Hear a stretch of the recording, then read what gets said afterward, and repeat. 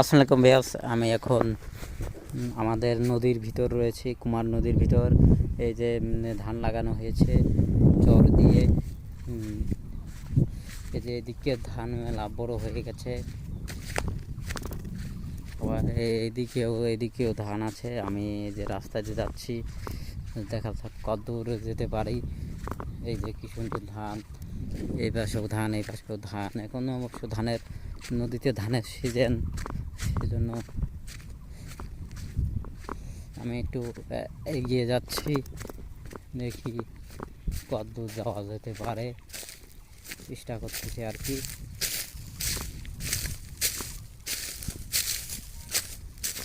নদী খুব একটা সুন্দর একটা জিনিস, সুন্দর একটা প্রাকৃতিক একটা ব্যাপার। নদীতে এখন ধানের সিজন চলছে, আমি এখন এগিয়ে চলেছি, দেখা যাক কত দূর যেতে পারি। এই দেখুন মাঠ, নদীর ভিতরে ধান লাগানোর অবস্থা।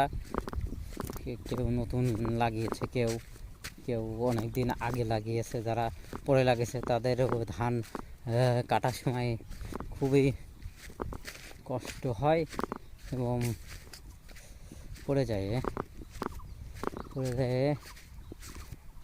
পানিতে ডুবে ধান কাটতে হয়। আবার যাদের আগে লাগানো হয় তারা হলো আগে কেটে বিশেলি বানিয়ে নিয়ে চলে যায়। আমি এখন যাচ্ছি সেই নদীর কাছে, দেখা যাক নদীর কাছে যেতে পারি কি না। হাঁটতেছি, এখন হেঁটে যাচ্ছি। এই যে আপনাদেরকে দেখাচ্ছি, দেখেন কি সুন্দর দেখা যাচ্ছে। ওই পুরো আমাদের এই নদীতে এই যে পাশে নতুন ধান লাগাইছে, কেবলই লাগাইছে, এই পাশে কেবলই ধান লাগাইছে,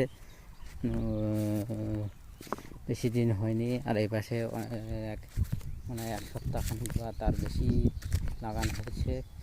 আর আমি এখন যাচ্ছি, দেখা যাক কত দূর যেতে পারি, সামনে কি অবস্থা। এই দেখুন, এটাও ভালো ধান, খুব সুন্দর ধান, দেখতে বেশ ভালো দেখাচ্ছে। আবার এই পাশেও ধান, এদিকে পানি নেই, শুকিয়ে গেছে এদিকে ধানে শুকিয়ে গেছে। এবং আমরা এই যে আমাদের নদীর